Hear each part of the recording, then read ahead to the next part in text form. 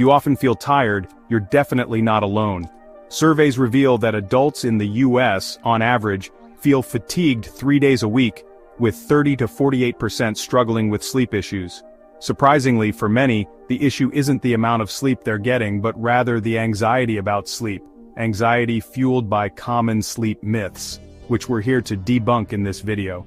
As someone who has spent considerable time exploring the science of sleep, even with a medical background, I'll admit it can be incredibly confusing to figure out what advice is useful and what should be ignored.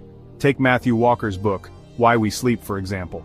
While it's an excellent resource, it led to a frenzy of people worrying about getting 8 hours of sleep, fearing that anything less would cause Alzheimer's or cardiovascular issues. This anxiety about sleep often leads to something called sleep anxiety, where the stress of not sleeping well actually makes it harder to fall asleep, creating a vicious cycle that no one wants to be stuck in.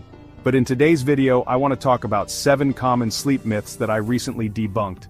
If, like me, you've fallen victim to believing these myths, I hope this video helps you break free from them and improves your sleep quality. Let's dive in. Myth number 1. It doesn't matter when you sleep as long as you get enough sleep. Turns out, when you sleep matters just as much as how much you sleep. This is all due to something called the circadian rhythm, which essentially acts as your body's internal clock.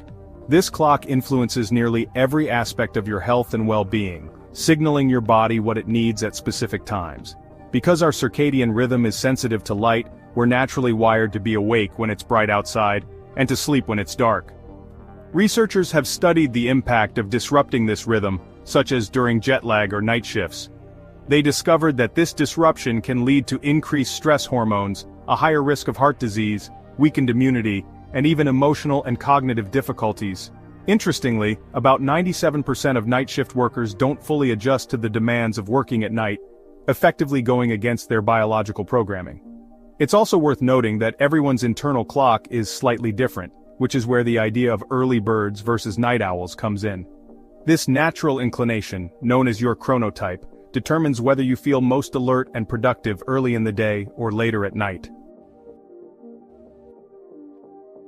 Myth number 2. Everyone needs 8 hours of sleep. The truth is, sleep needs vary widely from person to person. While 8 hours might be the average, healthy sleep can range from 6 to even 10 or 11 hours. Unfortunately, many of us latch onto that average as if it's a hard rule, which can lead to unnecessary stress if we don't hit the magic number. Instead of obsessing over the exact number of hours, focus on how you feel. Did you wake up naturally, or did you need an alarm? Did you feel groggy or energized? If you're constantly relying on caffeine to function or find yourself making silly mistakes, it might be a sign you're not getting enough rest. Myth number 3. You should wake up at the same time every day. While there's some truth to this, waking up consistently can help regulate your circadian rhythm, it's not something to be overly rigid about. Life happens, and occasionally staying up late or sleeping in won't ruin your sleep health. Circadian rhythms also shift throughout our lives. Teenagers, for example, tend to have a more evening-focused chronotype, which explains why they struggle with early mornings. As we age, we naturally lean toward a more morning-oriented schedule. Myth number 4. Avoid blue light before bed. The idea that blue light disrupts sleep has been overhyped. Yes, blue light has more energy due to its shorter wavelength, but studies show its impact is minimal. For instance, one experiment had participants use a Kindle at full brightness for 4 hours before bed over 5 nights, and the result was just a 10-minute delay in falling asleep, not enough to be biologically significant. Myth number 5. Sleep apps improve sleep quality. At one point, I was obsessed with sleep tracking gadgets. From the Oura Ring to my 8 sleep mattress, I tracked every bit of data, but I realized these tools could sometimes backfire.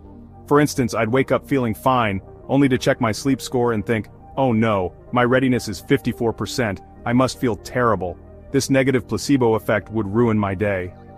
Currently, no sleep apps are FDA approved or endorsed by major sleep organizations. Many of these tools are tested on limited groups, so their results aren't always reliable. Ultimately, your body's signals, how you feel upon waking and throughout the day, are far better indicators of sleep quality than any app. Myth number 6. Melatonin helps with sleep. Melatonin is widely used, especially in the US, but its benefits are often overstated. Even the best studies show it can only reduce the time it takes to fall asleep by about 30 minutes, and in most cases the effects are negligible. For everyday use, melatonin doesn't significantly improve sleep quality, though it might help with jet lag. Myth number 7. Polyphasic sleep boosts productivity. The idea of splitting sleep into multiple blocks, popular in biohacking circles, has gained some attention. However, the evidence overwhelmingly shows it's not a good idea. Polyphasic sleep can result in lower productivity and creativity because fragmented sleep leaves you more tired overall. Studies even show students on polyphasic schedules perform worse on exams compared to those who follow a monophasic or single-block sleep pattern. So while the concept might sound appealing, the science suggests sticking to a regular sleep schedule is far better for both productivity and health.